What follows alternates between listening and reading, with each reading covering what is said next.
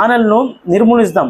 ఆనలు అనేవి ఎక్కడ తయారవుతాయి అంటే ఆనలు అనేవి శరీరం లోపల ఇక్కడ ఒకటి అవుతుంది, ఇక్కడ ఒకటి అవుతుంది, ఇక్కడ ఒకటి అవుతుంది. ఇవి ఆపరేషన్లు చేసి మనకు వాళ్ళు తీస్తుంటారు. అంటే ఈ ఆన అనేది ఉంటే ఎవరికైనా బాధే.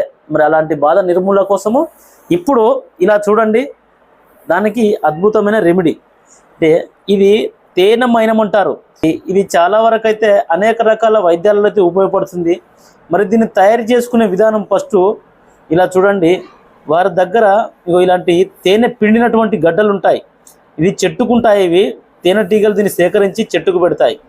ఈ గడ్డను ఇలాంటి గడ్డలు కొన్ని గడ్డలు ఉడికించి వాటర్ పోసి ఉడికించి ఒక తట్టు సంచిలో వేసి ఒక దానిలో మనము ఒక కుండలో కానీ లేదంటే ఒక బిందెలో కానీ ఒక డ్రమ్ములో కానీ పిండినట్టయితే ఇది గడ్డలాగా మారుతుంది. ఇలా చూడండి, ఇంత లావాటి గడ్డ.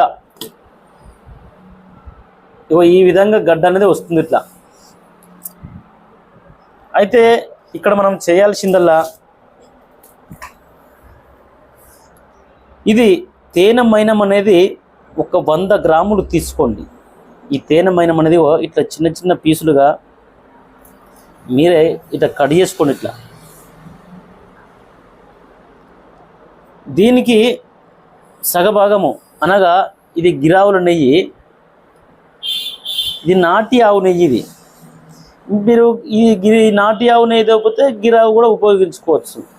అయితే ఇలా చేసినటువంటిది పక్కకు ఉంచుకోండి. ఒక 100 గ్రాములు, ఒక 50 గ్రాములు నాటి ఆవు నెయ్యి అందులో పోసేయండి. ఒక కడాయి పెట్టి అంటే ఒక చిన్న మూకుడు, ఇనుప మూకుడు కానీ స్టీల్ మూకుడు కానీ పర్లేదు, దాన్ని పెట్టవచ్చు.